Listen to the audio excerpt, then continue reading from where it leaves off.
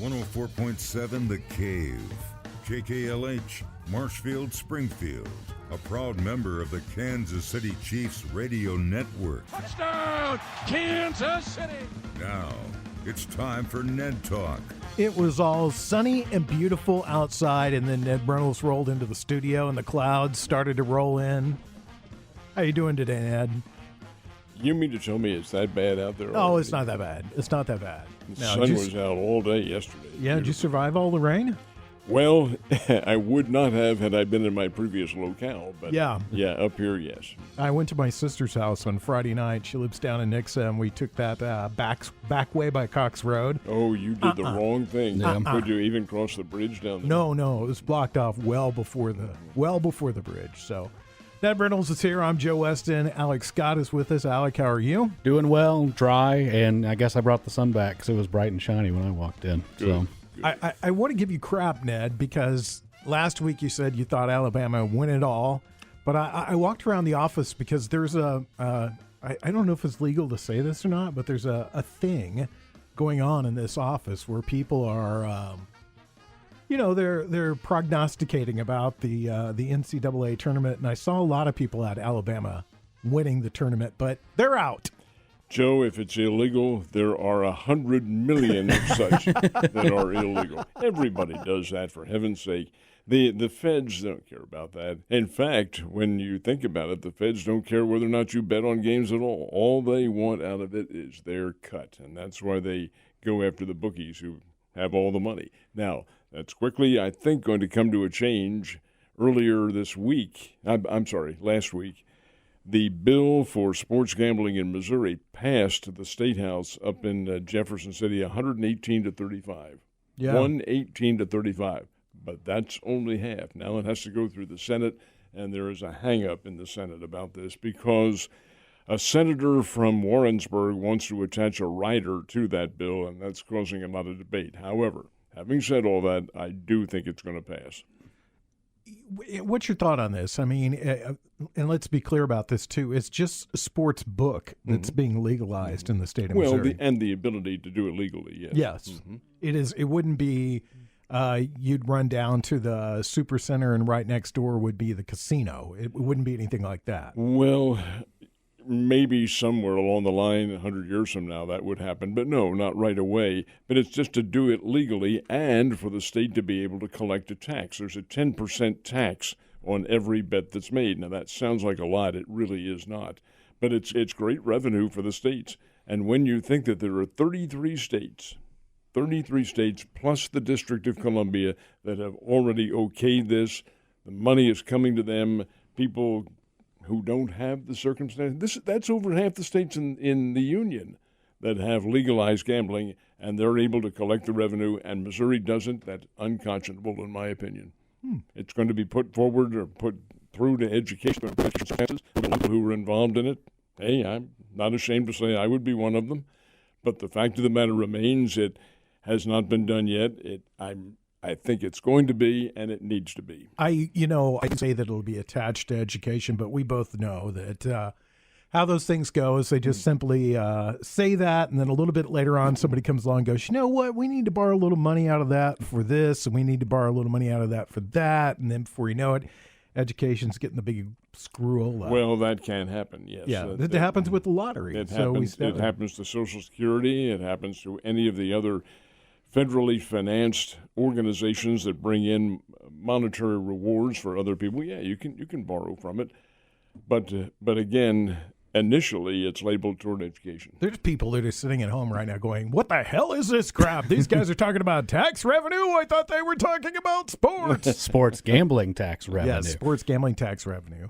Let's talk about the NCAA tournament. All the number one seeds are out. First time since 1979. that has happened. And I'll tell you what struck me, and I'll get both of your opinions about this. I know we've talked about this previously on the show, is that when you look at the record of, this seed number 2 got beat by number 6, the records are very similar. There is such parity in the United States now of college talent that there are no vast differences between any of the colleges. Look at Princeton beating Missouri and beating them like a drum. and here's Princeton turning around and losing again in the next round. It can happen. That's why I'm not shocked by anything that has happened. I am a little surprised that neither Houston nor Alabama is still there because they're fine teams, but they were beaten by fine teams. It happens. This is a wide-open tournament. Anybody can win, and obviously anybody's going to now when you take a look at the teams that are in there, including Florida Atlantic. They're no slouch. That's a very good basketball team, but so are the others who are all in there.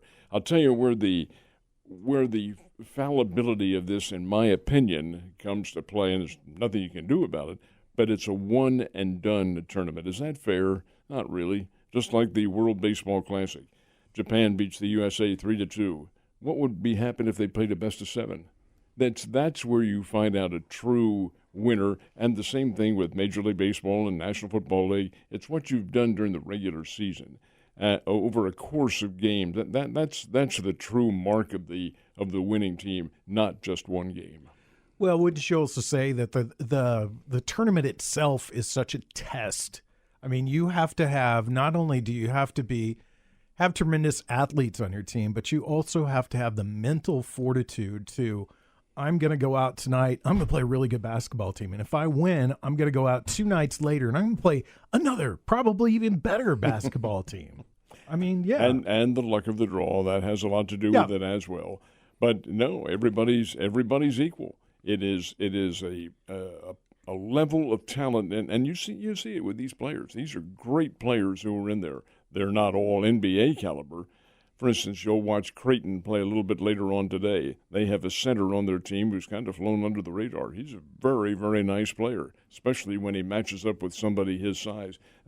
Kyle Bender, I think his name is. Really, really good player.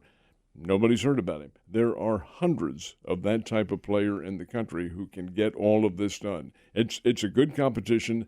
I wish it was a little better structured, but there's really not much when you have 68 teams, probably going to 92 in this thing now. It's a one and done. What do you think, Alec? Yeah, I'm with you with the structure because in football is about the only sport where it is not a series. So but you know what? That's at least at the professional level. But in the NCAA, there's just too many teams. You'd have to either diminish the field, which would take away from the magic of it, the fun, Exactly. Or you'd have to have March Madness turn into spring and half of summer madness as they work through a series of games. This tournament's really lived up. I think going into, we all had talked about how we thought we knew who the 1 seeds were, but even some of those were like, they're a little shaky. And again, the parity of it all, a lot of really good teams, and it's just showed up over and over since they've gone to the seeding format. Never have all the 1 seeds lost before the Elite Eight, and that happened this year.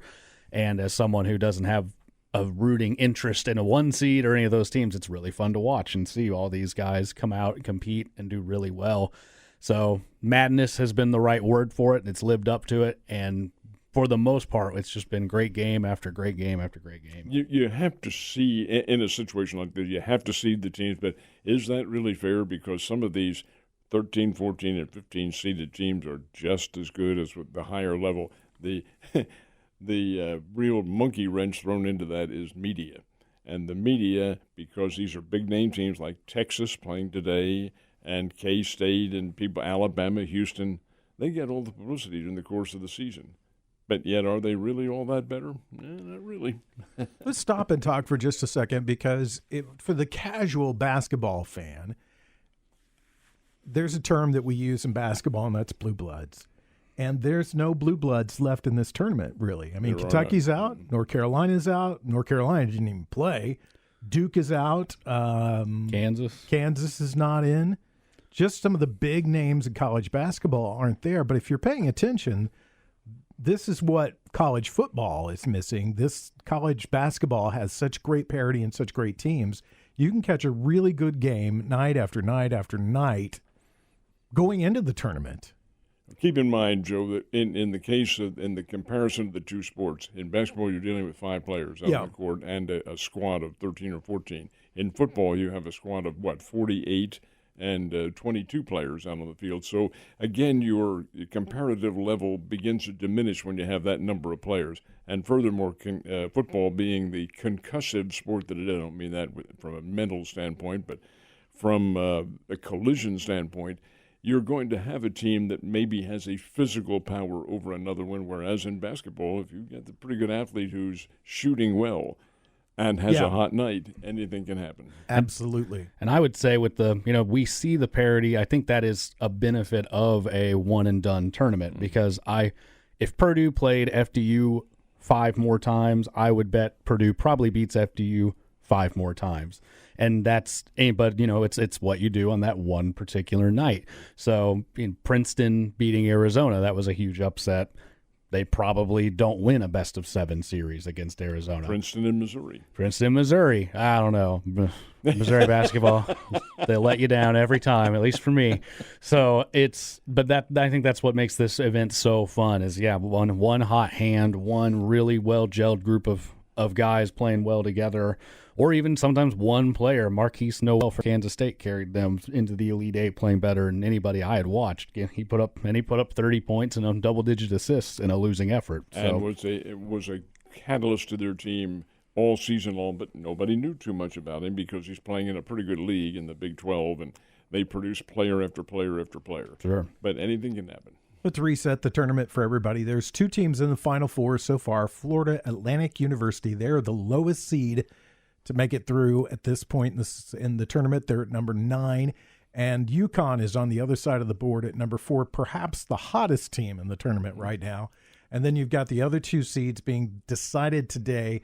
Game between San Diego State, which is a little bit of a darling right now in the tournament, playing Creighton, who's a 4 seed.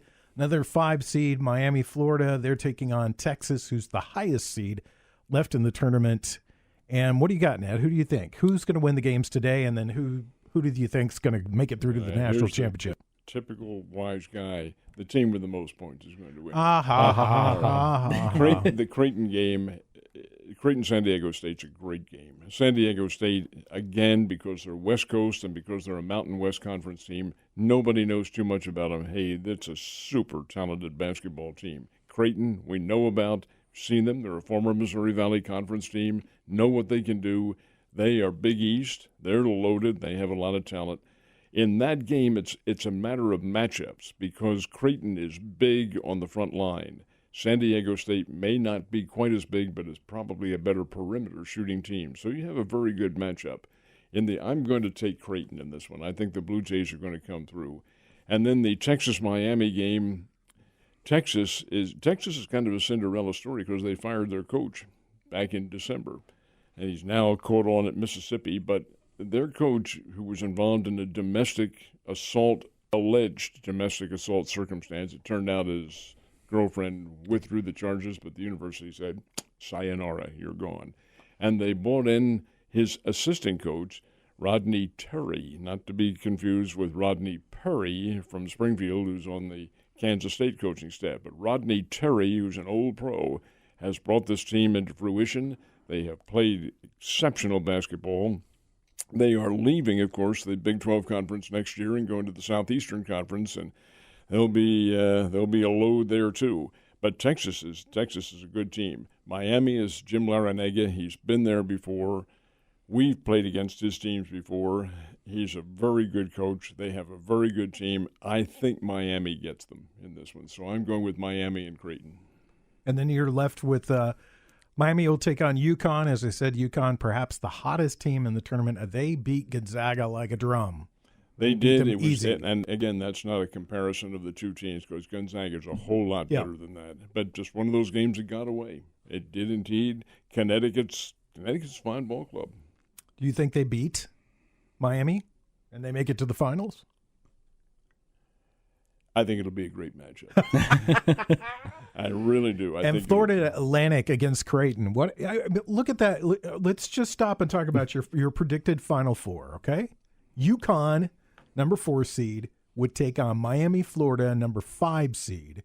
And then Florida Atlantic would take on Creighton. That's a number 9 and a number 6. Again, those are the seeds, and the seeds are done more for geographic purposes, and you want to put teams in the right brackets and all this sort of thing. A committee does it. Committee doesn't play the game. They just sit around and look at facts and figures. Florida Atlantic, you have to understand you can't judge the mentality of this Final Four. Florida Atlantic's a big university. It's down by where the Cardinals train, in that Jupiter area. And how are they going to do that? They have a coach that nobody's ever heard of named Dusty May. Now, and they're going to the Final Four? Now, what do the players think? Are we going out as giant killers, or are they thinking, do we belong here where the Houston Texans play football with 50 or 60,000 people looking at us? You just don't know what goes through their heads. If everything's being equal, I would take Creighton in that game. All right, Alec, your picks now. Yeah. I wanted to ask first, are you surprised Texas still hasn't given that coach the job? He's still technically the interim head coach of the program. Yeah, but I think it's pretty much concluded that he will be head coach. That's good, because I can't imagine going this far and then being like, well, thank you, but we're going to go in a – We'll see you now. I was like, well, you can go back to assistant if you want. Now, I think in today's matchup, I don't know a ton to really analyze down in there. I do have seen that, the big guy for Creighton in the perimeter shooting for San Diego State. I feel like in the modern basketball right now, it's the better perimeter shooting tends to win out over better interior play. So I think I'm going with San Diego State. And then I think Texas is playing for something. I think they were a pretty favored team going into the year. They had this situation happen with their coach, and I think they're out to prove something. So I think Texas gets it done today as well.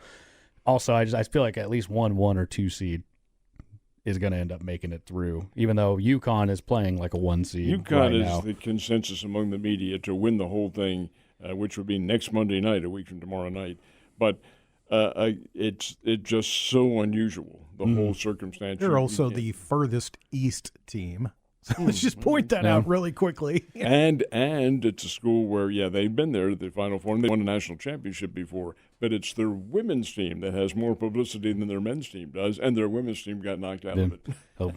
Yeah, it would be really interesting to see like a Creighton Florida Atlantic or a Florida Atlantic San Diego in the finals. I mean, I know CBS would be like, oh no, they'd be pulling their hair out. Yeah, but that would be I think that would be so much fun and would capture so much attention across the country. But there's at this time of year, you can go through each and every one of these teams and you can find a story. Mm-hmm. Joe, you brought up a year in history just a little while ago without realizing. You said 1979. Yeah. Do you remember the championship matchup in '79? CBS is pulling the. Well, Marquette, I take it back. it? No, it was Indiana State. Okay, and, Michigan State. Ooh. And here you had. Who was in that game? Just who was in that? Yeah. Nobody's ever heard of Indiana State before. The game was on NBC. We had the contract back then, and. The interesting thing about it is here the big shots in New York and Los Angeles. Terre Haute, Indiana, and East Lansing, Michigan. What the hell are we going to do? Well, it turned out to have massive ratings on TV because it was Magic Johnson versus Larry Bird, and it was a terrific match. Michigan State won the game, but hey, Indiana State was a Cinderella ball club. Alec, indulge us for just a second because I remember that year very distinctly. My dad was a huge college basketball fan, and he loved Larry Bird, absolutely loved Larry Bird. And one of the things I remember about him running up to that tournament was he was the type of guy that they'd be midway through the first quarter or first half of the game. 10 minutes, he'd have 3 points, and then you'd come back in. Maybe 5 minutes later, he had 15 because he just all of a sudden just put points up, and he lulled people to sleep.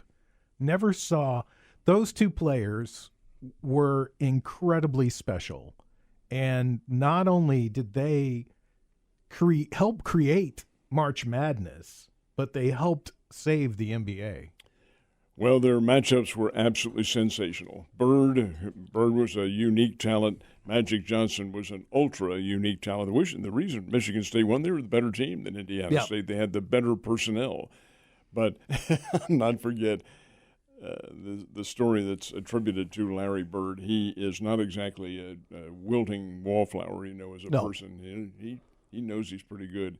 Every time they had any kind of adjunct competition for the All-Star game, like the three-point shooting contest, he was renowned for walking into the locker room saying, "Let me see a show of hands for all of you who think you're going to finish in second place today."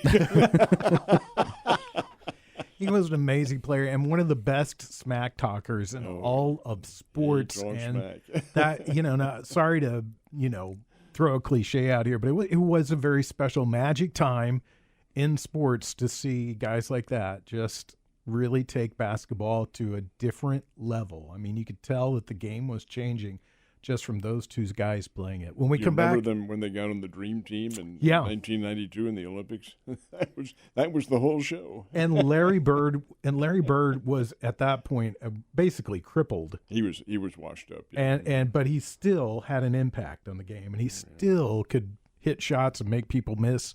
When we come back, we'll talk about the other big tournament that is happened already, World Baseball Classic. You're listening to Sports Talk on 104.7 The Cave.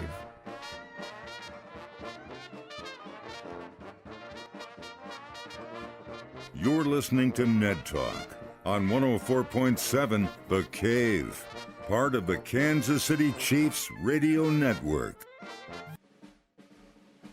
Back to Ned Talk on 104.7 The Cave, a proud member of the Kansas City Chiefs radio network.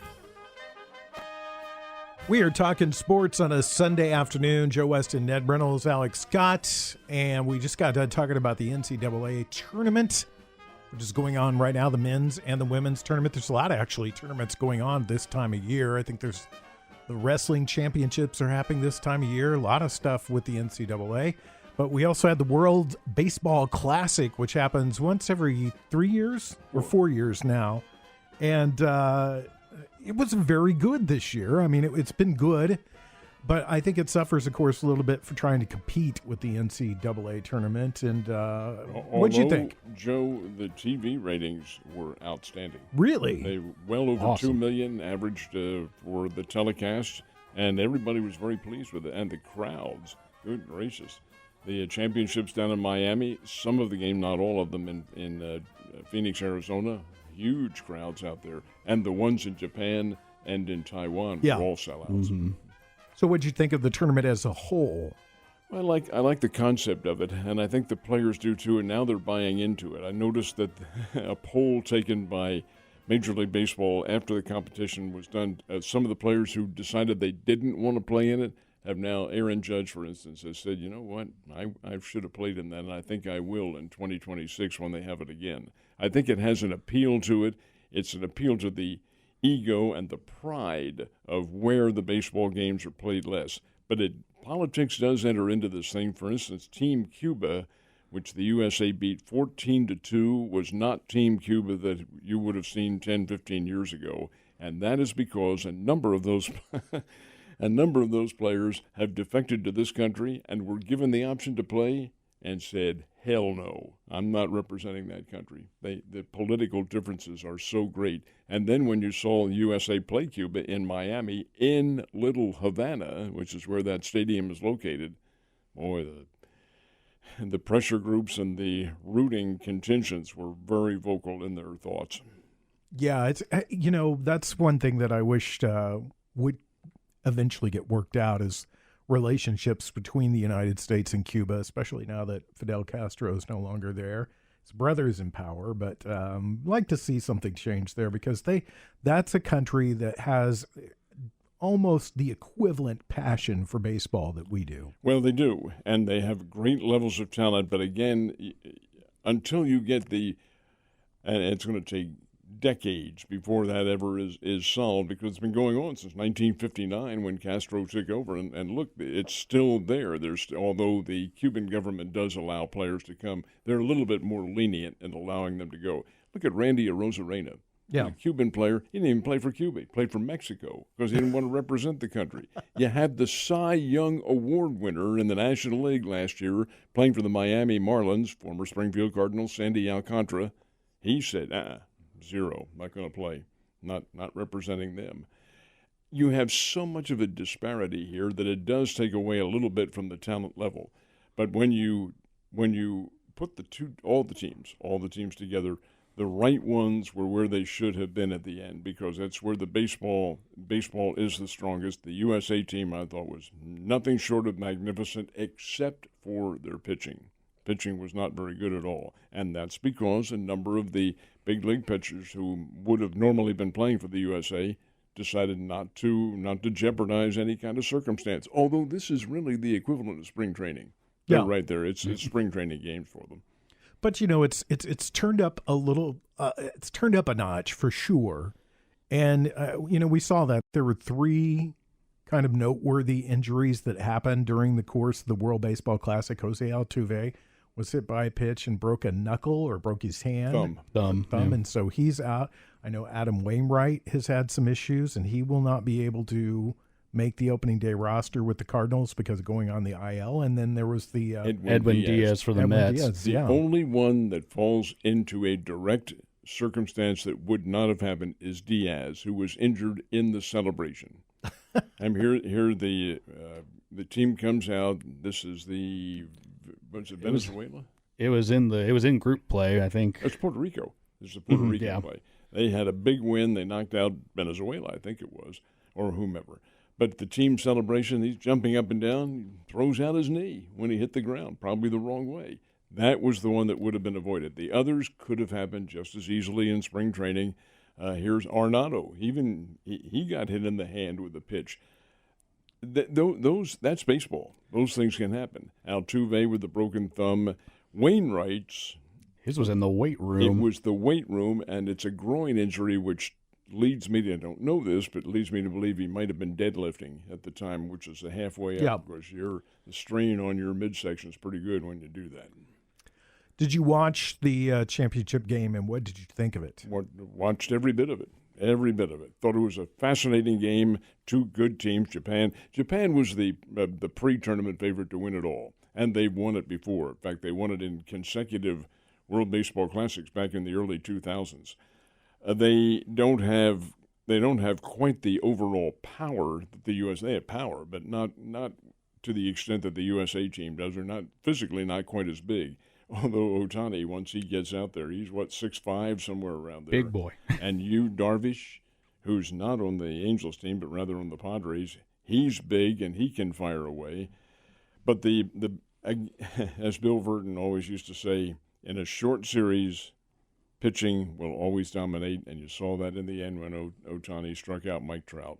What did you think of the Baseball Classic, Alec? I loved it. I thought it was great. I'm glad to hear the TV ratings were good. I thought that whether it was advertising or just I was paying closer attention this time, but just, man, the atmosphere was fun in the stadiums. I feel like that's missing a bit.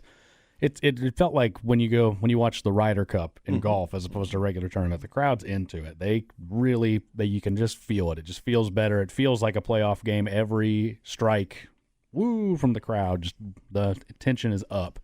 As far as USA, I was, they had the big bats. The pitching was a question mark. If you had told me going in, Japan only scored 3 runs, I would have thought the USA was going to win.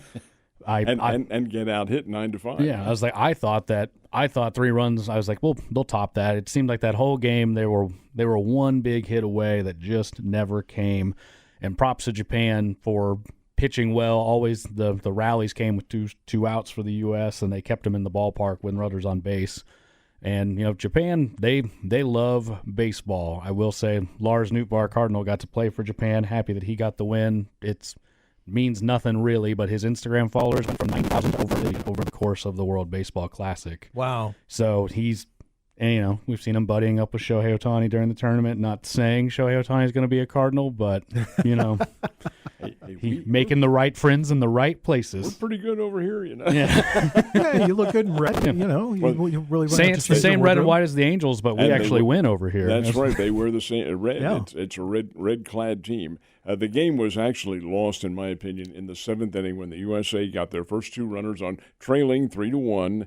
Got the first 2 runners on with nobody out and didn't score. Now, they did get a Schwarber home run after that. But they hit into a double play right after they got the guys on. And that killed them. That killed them right there. That was the end of the game. That takes so much starch out of what you're trying to do when that happens. That is part of baseball. Yeah, as I say every week, I'm a Yankee fan, and when I watched that game, it reminded me of watching a Yankees game because they're a softball team. So they're built for a 3-run homer. And if you don't have some guys mixed in there that are just a hitter that comes up and just can get on base or drive a run in with a single or something like that, then you're always relying on a guy that's kind of all or nothing somewhere in your lineup. And that's what I thought of when I was watching the World Baseball Classic. When I turned over and watched a little bit of it, and I saw these rally killers. They get 2 runners on, and then somebody'd hit into a double play or strike out, and it just deflates the whole thing. So some good baseball to watch early, and I tell you what, it's got me in the mood for real Major League Baseball, which starts next weekend, right? No, it starts on Thursday. It starts Thursday. Well, close enough. We'll call Thursday the weekend. Yeah. Well, every single team opens up on Thursday, and you do already begin with interleague matchups. Cardinals open up with the Toronto Blue Jays, Royals and Minnesota Twins, which is a divisional rival. But when you think about it, all the teams are opening up. Really, it's kind of the way it used to be. The Cincinnati Reds always were the only team to play on opening day. Tradition and all that sort of thing, and that was fine. Now you have them all opening, and you have everybody playing everybody else. I must admit to you, even an old-timer, I do like that concept. I think it's going to prove that the best teams who end up at the top of the standings and in the playoffs, although I wish they'd reduce that a little bit, but the teams who are going to be in the postseason belong there. They will be the ones who have won their way into that competition, and that's the way it needs to be. It won't be any flukes. When we come back, we'll talk a little bit about the baseball season and whatever Ned wants to talk about. It's his show. It's Ned Talk on 104.7 The Cave. You're listening to Ned Talk on 104.7 The Cave, part of the Kansas City Chiefs Radio Network. Back to Ned Talk on 104.7 The Cave, a proud member of the Kansas City Chiefs Radio Network. Yep, and that is what we're going to be doing again this year, carrying the Kansas City Chiefs right here on 104.7 The Cave. Super Bowl champions, the Kansas City Chiefs, who are going to look quite a bit different again for the second season in a row. I mean, you've got Travis Kelce. Andy Reid's going to be there. There's, what's that guy's name that's the quarterback? I can never think. Oh, Patrick Mahomes. Yeah, he's going to be there. But they lost another kind of stalwart in that receiving core. McCole Hardman is now a New York Jet. And the Chiefs got criticized by, of all people, Tyreek Hill for letting him go. Interesting thing about Hardman, though, you kind of knew he was going to go. He hadn't been that much of a contributor for the Chiefs, and he did have that pelvic injury, which can be debilitating. But the Jets see enough in him to be able to bring him in. And you're right, this is one of the keys. But that's where the draft comes into play, or free agency comes into play. Now, the Chiefs have lost some players to free agency as well. But the overwhelming factor is that the draft, which is only 1 month away, they were only 4 weeks away from that, is going to be a pivotal one. I think the Chiefs probably go for offensive line and defensive line help, I would think, and maybe D-backs. But again, they have a good nucleus on offense anyway, regardless of how you look at it and the players who have left and so forth and so on. They're still pretty good. Maybe another wide receiver and maybe a running back would help, but the catalyst is there, Joe, as you just pointed out. It's Patrick Mahomes, and when the team is going to rise or fall, and probably rise as opposed to fall, it's going to be on his shoulders. Interesting. I read a couple of articles before we went on the air about the Chiefs just to kind of catch myself up on what was going on. And there was a mock draft on there, and it was done by the Chiefs folks and that do one of the fan websites. And they predicted that they would take a defensive lineman in the second round. That their initial prediction was that the Chiefs would trade down. Well, they might. They have 11 picks. Yeah, that they might trade down. They could. And go out of the first round, but they had them picking a defensive lineman in the second round, and then in the third round, which they have at least 2 picks in the third round, they were going to take 2 wide receivers, 2 young guys, and then after that they had an offensive lineman, and I forget where a secondary player. The first 5 picks was the ones that they had. I found it kind of interesting, and then I read an article that the Chiefs had gone to Sky Moore and said, "Okay, your turn." You got to show something to us. What do you think about that? Is one of the things, the Chiefs obviously didn't win a Super Bowl they won a Super Bowl with Tyreek Hill. They went 2 years without winning a Super Bowl with Tyreek Hill. They trade Tyreek Hill, and they still have Travis Kelce, which, Travis Kelce, to me, the best receiver in football. Yeah, he's a tight end. I realize that, but he's the best receiver in football. I don't know how a guy that is so integral to what the Chiefs do gets as open as he does, and he is so good at yards after catch. And I'm not doing this as a homer. He's just amazing when I watch him, but you still have to have those pieces around him, and right now I feel like they're a little short. It may be. It, again, depends on how everything works out. It's a puzzle, and that puzzle will come together in the spring camp that they have, and then when they begin the drills in late early August. I must admit to you, is Kelce 31, 32, somewhere around there? Yeah.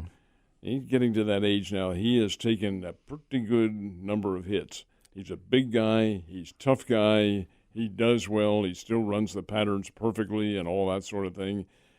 But this is a game of concussion and a game of physical contact, and that's going to take your toll. I just worry that somewhere along the line, as many hits as he take, is he maybe on the cusp of an injury that's going to put him out. If it is, then the Kansas City Ball Club has problems.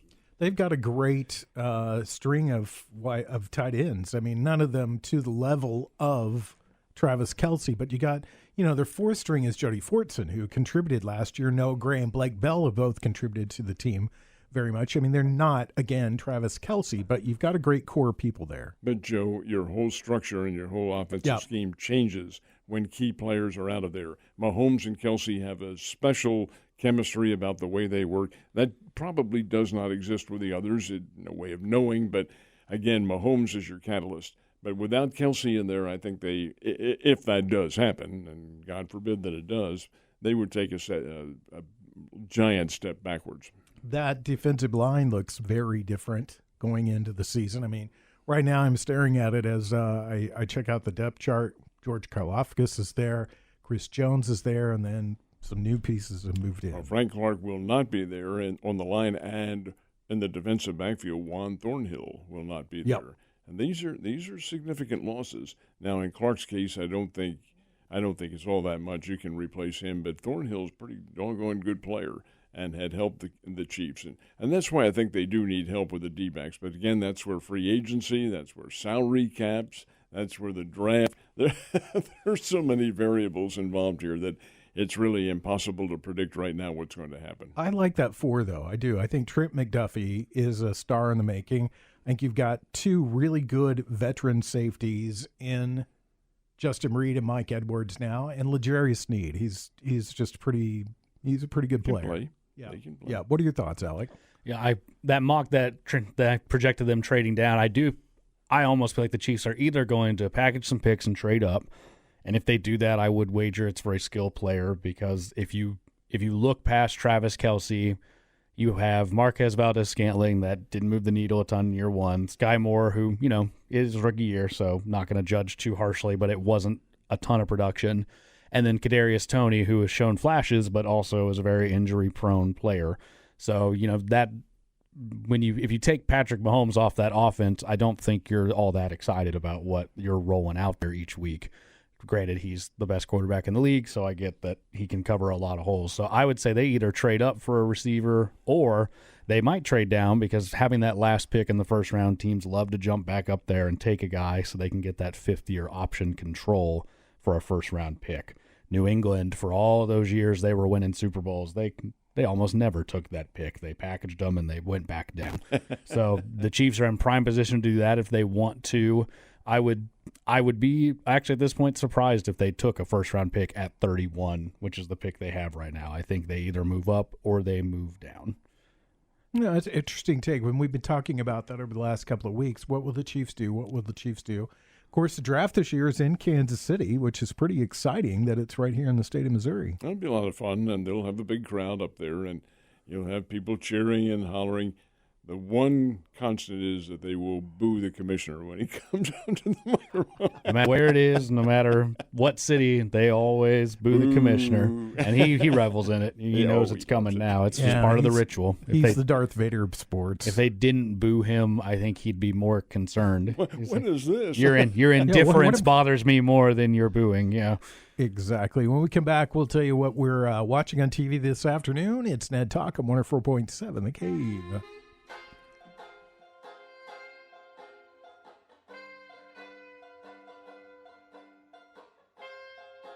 You're listening to Ned Talk on 104.7 The Cave, part of the Kansas City Chiefs radio network. Back to Ned Talk on 104.7 The Cave, a proud member of the Kansas City Chiefs radio network. Sitting around talking about sports on a Sunday afternoon. What could be better? I mean, we've got NCAA tournament going on. It is the Elite Eight right now. The finals of the Elite Eight happen today. Next weekend will be the Final Four. And then after that, we turn our attention to Masters. Baseball will be going on. Just Baseball a bunch of begins on Thursday. Really great time. XFL's happening. Battlehawks, go Battlehawks. Go Battlehawks. Go, I'm trying to decide what Battlehawks gear I'm going to get. Let me just throw a little addendum into that. You say it's going. Did you see any of the Battlehawks Vipers game last night? No, it did not. The crowd was something less than a turn-away throng. They had 6,000. Where at? In Las Vegas. Oh, in well, again, here in St. Louis, well, here, but in the state of Missouri, they're drawing extremely well, 30,000 fans. But you've got to do better than just one franchise. Yeah, I know, and that's something I think they have to look at. And then they've got competition starting here in a couple of weeks with the USFL, which has a major advantage over the XFL, and that major advantage, not necessarily the time of the year they're playing, but their TV networks. Because both are on free market over the air. Believe it's Fox and NBC. They both have the games, so everybody can watch these things. That's going to be a major difference and going to give the USFL a huge rating spike over the XFL. We'll see what happens. I still think both leagues are out of season, and I don't think that has quite the appeal, but we'll see. Wait, is the USFL backed by the NFL? Which one of them is backed? It's not backed financially, but it's backed from an agreement to test or use the league as tests for what the NFL could pick up. And there may be some little financial reward for them, but it's not a major financial backing, no. That's the Rock. Does XFL. The XFL is Dwayne The Rock Johnson funding, yeah. Yeah. And do the USFL, do they have owners, or are they just a league? Do not know. I think the teams are individually owned, but I again, Joe, I don't know that. I don't know too much about either one of them because they're out of season. I'm into Final Four in baseball. Anxious for the New Jersey Generals to get back out there and play. It's not the same, their basketball team that they have that plays the Harlem Globetrotters. All right, it is Sunday afternoon. We have Final Four basketball going on. I assume that's what both of you are going to watch today. You have assumed correctly in my case. I'll see a little bit of the games of this afternoon and not tonight. So we'll watch a little bit of that and then prepare for Major League Baseball, which is coming up. I know. I'm so excited. Spring training went by pretty quick this year, I think, mainly because of the World Baseball Classic happening. What about you, Alec? What are you going to watch? I'll just be watching the basketball and then, prep for more basketball this weekend as that finishes. But I'm getting excited. I'll be there Thursday when the Cardinals open against Toronto. And can't wait to get up there and revel in all the pomp and circumstance. And for Cardinals, Jordan Walker made the opening roster. He did, and he is a budding superstar. Tyler O'Neill, Dylan Carlson, Lars Nootbaar, you are on notice. If you don't play well, your job is gone to that guy. There is one facet that does disappoint me a little bit because with the season starting on a Thursday like that and all teams playing, it is taking away a little bit from the teams barnstorming north, which they used to do. We saw it here with the Springfield Cardinals having a game with the St. Louis Cardinals or whatever the circumstance might be. That's not occurring in such great abundance as it used to. Dodgers and Angels play, and the Astros, I think, may have a game at Minute Maid Park, but other than that, it's pretty fragmented. I think I will go home and try to catch some spring training baseball. The Yankees have their own. Anthony Jordan, is that his name? What is his name? What's the guy's name? The guy for the Cardinals. It's Jordan Walker. Jordan Walker. Yeah. They have Anthony Volpe is the guy for the Yankees, the shortstop that they think is going to make the team this year. And I'm interested to take in a little Mr. Volpe this afternoon. And then I'll probably turn over and watch some basketball. Well, guys, thanks. We'll see you next Sunday. Josh Roberts should be back for that show. Who knows about Jake? He just comes and goes. Where in the world is Jake Gillette? He's, I think, collecting money for the firefighters today. I think that's what he's doing. Anyway, worthy cause. Ned, thank you. Have a great week with Always Mike. a pleasure, and I'll be with Mike tomorrow. Yep, and I'll see you, Alec, tomorrow, at least In for the part of the morning. week. And have a great weekend, everybody. We'll see you next Sunday. Listen to the show as a podcast. Search it out at Ned Talk of 104.7 The Cave online. You can find it on our website. You can also find it on our Cave smartphone app. Thanks to Corbin Campbell, Brian Tyndall, Mike the Intern, Nick Fury. Have a great weekend.